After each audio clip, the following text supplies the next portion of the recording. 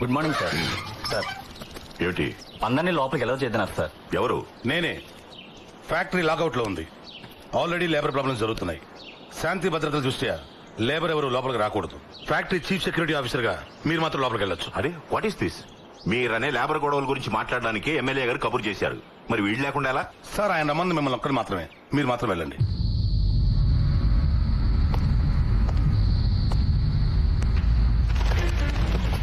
మరో ప్రపంచం, మరో ప్రపంచం, మరో ప్రపంచం పిలిచింది. వాహ్ శ్రీ శ్రీ వాహ్. పదండి ముందుకు, పదండి తోసుకు, పోదాం పోదాం పై పైకి. కిందే ఉండిపోయారు, పైకి రండి. ఈ ఫ్యాక్టరీ ప్రజల్ది. సొంతింట్లోకి రమ్మన్నట్టు ఆహ్వానిస్తున్నావే. నేను ప్రజాప్రతినిధిని మాధవరావు గారు. ఈ నియోజకవర్గ ఎమ్మెల్యేని. ప్రజల ఆస్తంటే నాదేగా. పైకి రండి, మాట్లాడుకుందాం.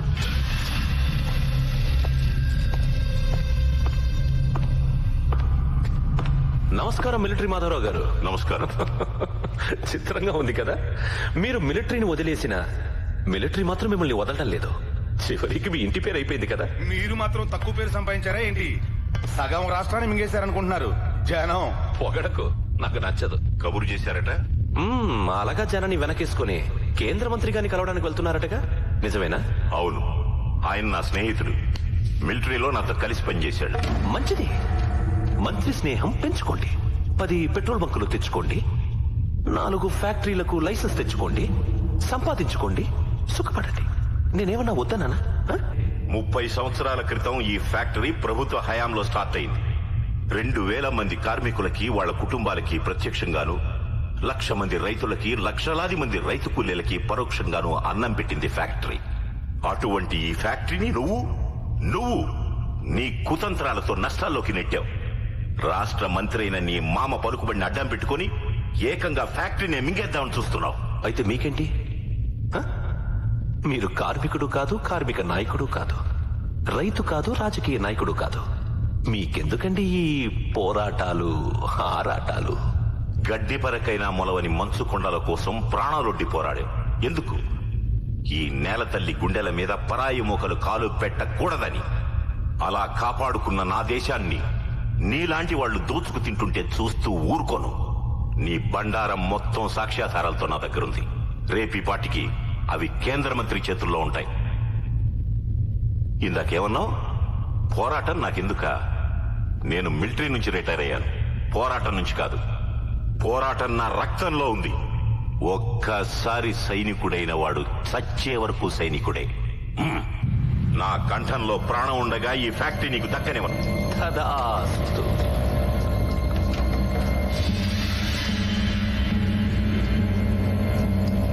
అలాగే కానివ్వండి. అందరూ దీపావళికి టపాకాయలు కాల్చుకుంటారు. నువ్వేమో రిపబ్లిక్ డేకి ఆగస్టు 15కి ఊళ్ళో వాళ్ళందరినీ మన ఇంటికి రప్పించి టపాకాయలు కాల్పిస్తావు. మిలిటరీ వాడి కొడుకు మిలిటరీలోనే ఉండాలని అన్నయ్యని మిలిటరీకి పంపేశావు. వాడేమో అక్కడ యుద్ధంలో బాంబులు పేల్చుకుంటున్నాడు. దాని గురించి నువ్వు ఇక్కడ గొప్పలు చెప్పుకుంటావు. నాకుండా ఒకదాని ఒక అన్నయ్య ఇంట్లో లేకుండా నేను ఒక్కదాన్ని గబ్బిలలాగా ఇక్కడ పడుతున్నాను. ఈ గుడ్డిదాని గోల ఎవ్వరూ పట్టించుకోరు. వాడు మొండి, నువ్వు జగమొండి. నాన్నోయ్. ఏమ్మా? ఏంటి? నా మటుకు నేను వాగుతూనే ఉన్నాను, నువ్వేం మాట్లాడవేంటి? ఏం చేస్తున్నావు? అన్నయ్యకు ఉత్తరం రాస్తున్నానమ్మా. అది సంగతి. నేను అడిగానని రాయ్. అలాగే ఆవకాయ ఉందో అయిపోయిందో కనుక్కో. అర్థమైందా? అలాగే.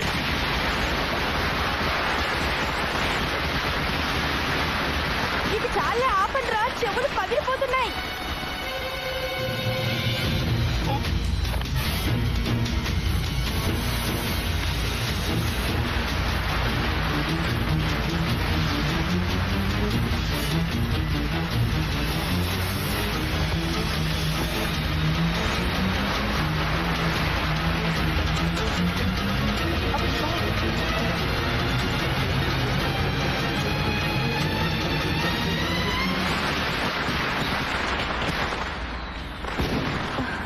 అబ్బా ఛీ, వెదవ టపాకాయలు. నాన్నోయ్, ఏం చేస్తున్నావు? మాట్లాడవేంటి? నానా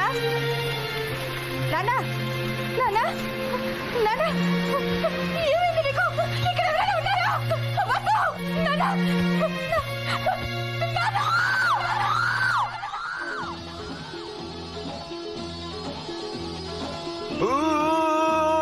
మహబూబా, మహబూబా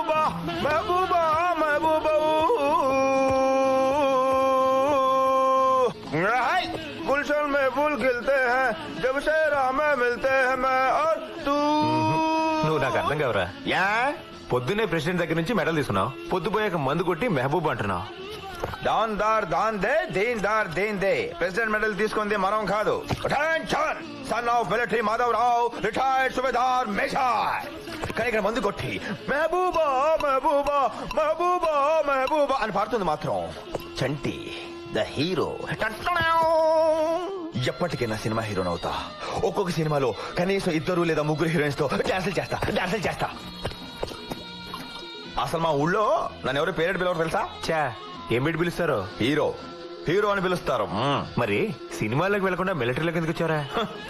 సినిమా హీరో తర్వాత అవుతాయి గానీ ముందు రియల్ హీరో అవ్వమని మా నాన్న ఆర్డర్ చేశాడు. మా నాన్న ఆర్డర్ అయితే కూర్చొనే ఉంది, వచ్చి మిలిటరీ జాయిన్ అయిపోయాను. మంచి పని చేశారా?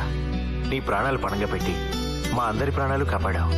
President medal కొట్టేశావు. మీ నాన్నగారు చెప్పినట్టు రియల్ హీరో అయిపోయావు. అవును రే, ఇప్పుడు ఈ మెడల్ మా నాన్నకి చూపెడితే హ్యాపీగా ఫీల్ అవుతాడంటావా? భలే వాడిరా, 30 ఏళ్లు మిలిటరీలో పనిచేసి రిటైర్ అయిన మీ నాన్నకే ఎప్పుడు ఇటువంటి మెడల్ రాలేదు. నీకు విషయం తెలుసా? ఇండియన్ ఆర్మీ పుట్టాక ఈ మెడల్ తీసుకున్న వాళ్ళు నువ్వు 34 వాడివి. అయితే ఓకే, మా నాన్నకి 30 ఏళ్ళు రాంద్రే 3 ఏళ్ళు వచ్చిందా? మనమే గ్రేట్. ఇది అర్జెంట్ గా తీసుకెళ్లి మా నాన్న చూపించాలి. తెరకు టెలిగ్రామ్ అయ్యి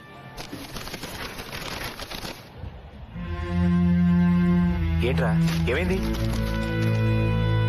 father expired, start immediately.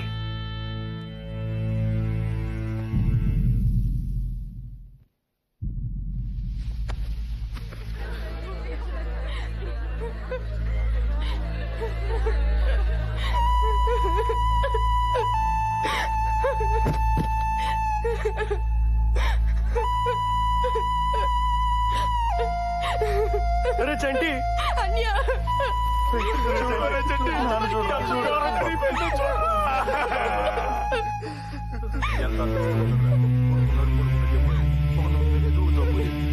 Maharaj తగిన పోయట్రా.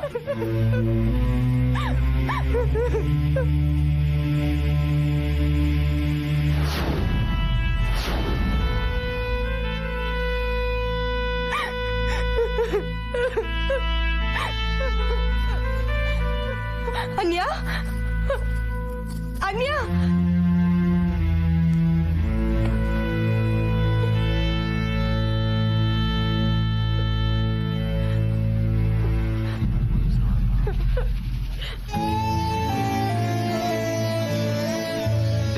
డిసిప్లిన్ అని క్లాసులు పీకడం కాదు నాన్న, ముందు మనకు ఉండాలి డిసిప్లిన్. సోల్జర్ అనే వాడికి గెట్టం మాయకూడదు. నీకు ఈ మధ్య బద్ధకం ఎక్కువైంది. అంత బద్ధకంగా ఉంటే మేము చేస్తాంగా గెట్టం.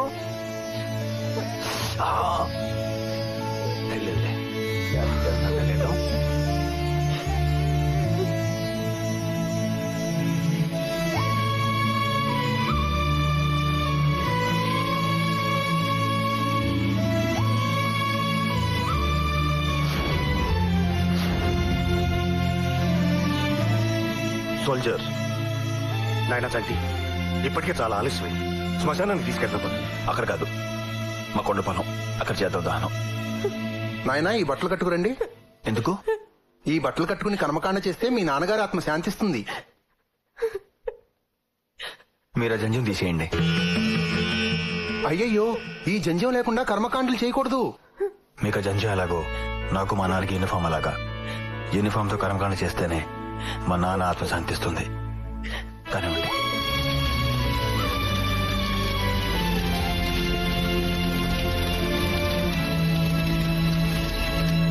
ఆగండి. ఏంటి మీరు ఇక్కడ? సమాధి కట్టడానికి వచ్చాం బాబు.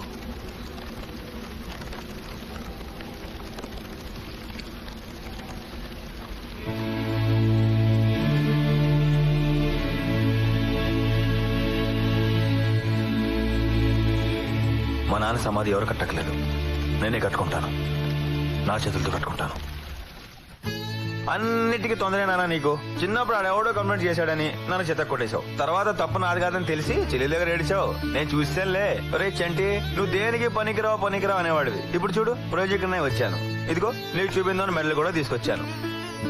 వెళ్ళిపోయావు. అందులోనే కంగారు నీకు. అయినా ఏం పర్లేదులే. అసలు ఈ మెడల్ నాది కాదు నాన్న, నీదే.